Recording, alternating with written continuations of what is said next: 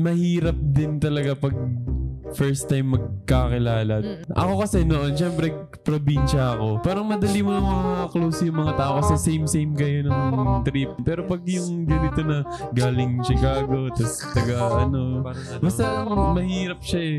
Minarinate pa ng mga tagal. Nung una kasi, separate yung kwarto namin. So, yung mga matatanda sa isa. Kasi yung mga bunso. Yung mga bunso, nasa matatanda being 2 years lang naman, huy. Pero kami na Nate, na-close kami agad dahil sa similar din yung taste namin. Sa kanilang tatlo, ano ba sa inyo? Kami kami yung nagkakasundo siguro dahil si Jelen di probinsya. Pero alam mo yun, same kami na. Ayaw na sabihin. Sige, gano'n. Kalye, ganyan. So, kami tatlo nagkakasundo nung time na nun. Pero paano na nakokontrol si anger sa inside out? Wala, lang talaga. Hingang malalim.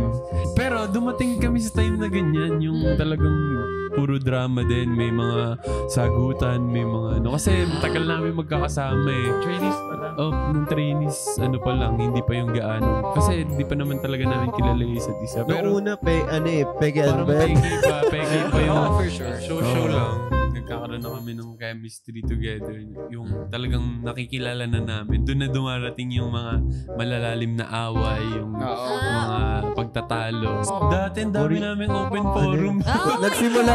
Nagsimula yan, feel ko, ng Korean training na namin. Kasi kailangan namin talaga mag-work together and kailangan mag-usap-usap talaga kami. Tapos may isang beses na may deadline kami. Kailangan namin maaral yung tempo.